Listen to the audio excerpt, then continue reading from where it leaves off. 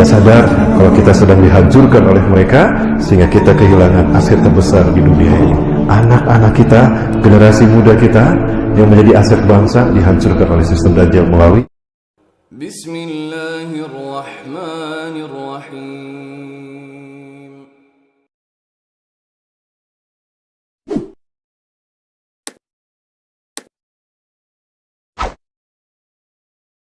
Mereka ingin menciptakan negara dunia yang mereka sebut dengan The New World Order, di mana negara dunia ini ada dalam satu kendali mereka, Yahudi, yang one government in the world. Maka negara-negara di dunia harus menjadi budak mereka. Supaya negara-negara di dunia ada dalam budak mereka, maka hegemoni mereka harus menyebar ke negara-negara di dunia. Maka apapun yang menjadi penghalang begitu terjadi itu, kill them all, destroy, ya, dan hancurkan mereka. Ya.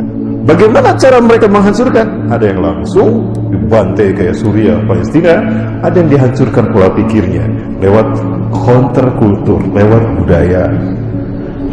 Nah, Indonesia termasuk negara yang harus dihancurkan lewat budaya. Kenapa? Karena fanatisme agamanya kuat. Oh, berarti fanatismenya, pemikirannya yang harus dirubah, budayanya yang harus dirubah.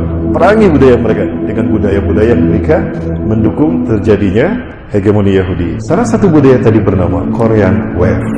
Musik dan tantra adalah sesuatu yang sangat lekat dengan kehidupan manusia, terutama generasi muda. Hancurkan mereka dengan musik nari. Maksudnya yang Allah, inilah konspirasi yang tidak terasa.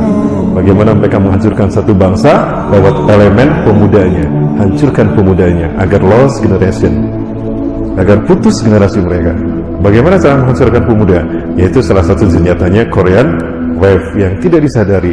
Korea menjadi bagian dari instrumen Yahudi dan Nasrani, Dajjal, untuk menghancurkan dunia Islam.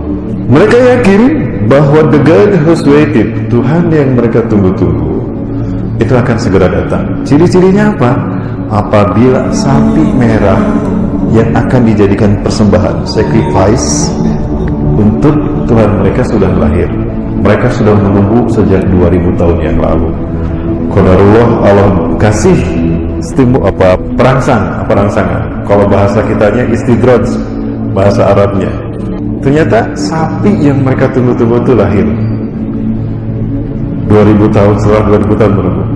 Itu isyarat kalau the God who's waited, Tuhan yang mereka tunggu-tunggu telah ada. Maka harus mereka lakukan percepatan, karena mereka yakin ambisi mereka mendirikan Y2K akan segera terwujud. Bangsa Yahudi berupaya untuk melakukan percepatan dalam mendirikan tatanan dunia baru yang mereka lakukan melalui berbagai macam cara. Ada 3 ranah yang mereka sentuh. 1, simbol. 2, arsitektur. Yang ketiga, ritual. Terkait dengan ritual ini juga ada ritual agama, ada ritual budaya.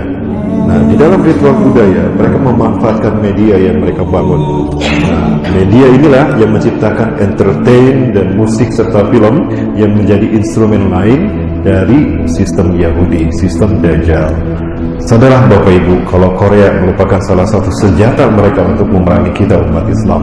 Dan ternyata yang banyak menjadi korbannya adalah para pemuda dan pemudi.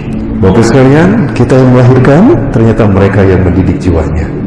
Mereka yang memberi pola pikirnya. Tidak sadar kalau kita sedang dihancurkan oleh mereka, sehingga kita kehilangan aset terbesar di dunia ini. Anak-anak kita, generasi muda kita yang menjadi aset bangsa dihancurkan oleh sistem Dajjal melalui agen-agennya. Salah satu agennya adalah Korea. Seks dan tantra adalah cara para pengikut Dajjal mengagungkan iblis dan Dajjal. Tantra, syair-syair yang berbau pemujaan kepada mereka. Lihat syair-syair K-pop, syair-syair Korea.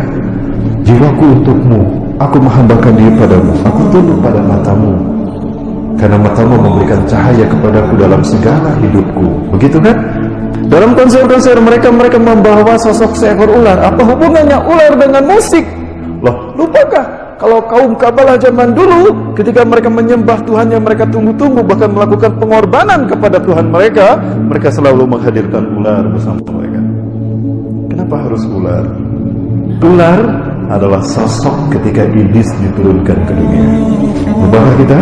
Ketika iblis atau Azazil, yang bernama nama asli Azazil, tapi Allah ganti namanya. Ajazil itu nama dari Allah.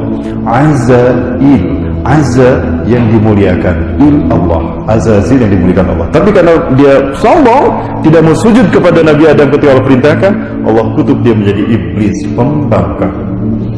Allah turunkan iblis ke dunia di Dastamaisa. Kalau Nabi Adam turun di Hindustan, di Nepal, Siti Hawa di Jeddah, iblis diturunkan di Dastamaisa. Ia dalam wujud seekor ular besar, bertanduk, bersayap, bercakap, bisa mengeluarkan api dan bisa berbicara.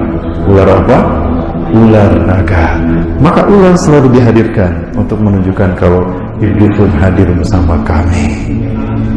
Seks dan tantra mereka. K-pop adalah salah satu warna yang terbaru menyingkirkan dominasi Christina Aguilera, Britney Spears, kemudian juga Rihanna, kemudian juga Madonna. Itu zaman senior. Maka muncul kelompok artis Illuminati berikutnya. Siapa? K-pop Korea. Dan ternyata efektif untuk menghancurkan Asia. Kenapa harus Asia? Karena kebangkitan Islam akhir zaman akan muncul dari Asia, dan itu yang menjadi kendala terbesar dari mimpi mereka mendirikan Year of the Jewish Kingdom. Pesan-pesan terhubung di dalamnya, yang pesan-pesan ini adalah bentuk pengagungan mereka kepada Tuhan yang mereka sembah, iblis dan Dajjal, yang kemudian disimbolkan dengan seperti ini. Ya, iblis dan Dajjal. Ya. Itu tidak dibaca oleh pemirsa secara umum, dan itulah yang tidak dipahami oleh generasi muda kita, yang mereka hanya menelan bulat-bulat tanpa daya saring iman dan Islam apa yang disuguhkan oleh Korea, K-pop itu tadi, oleh musik-musik itu tadi. Yang jelas euforia yang mereka bangun, tidak sadar kalau secara lambat laun mereka mengarahkan semua apa yang jiwa mereka ke sana, maka dimakanlah jiwa mereka. Itulah yang diinginkan oleh iblis dan Dajjal. Maka pada akhirnya mereka pun mengidolakan tokoh-tokoh mereka tadi. Kalau Bapak Ibu buka Kamus Besar Bahasa Indonesia, idola itu mengandung arti yang dipuja atau yang disembah. Padahal yang harus kita puja dan sembah itu siapa? Allah, kan? Idola kita bukan makhluk, idola kita Allah. Ganti frame kalau Rasulullah idola kita. Rasul bukan idola tapi uswah, maka tidak sama idola dengan uswah. Yang Allah sebutkan Rasulullah itu uswah, bukan idola. Nah, tapi sekarang coba apa yang terjadi? Bukan Rasul, bukan Allah, yang mereka idolakan adalah Korea, tokoh-tokoh musik mereka. Tidak sadar kita digiring kepada kemusyrikan. Ini yang terjadi pada generasi muda. Ini sebetulnya yang mereka inginkan dengan menghadirkan K-pop ke tanah air kita, menghancurkan generasi muda Indonesia.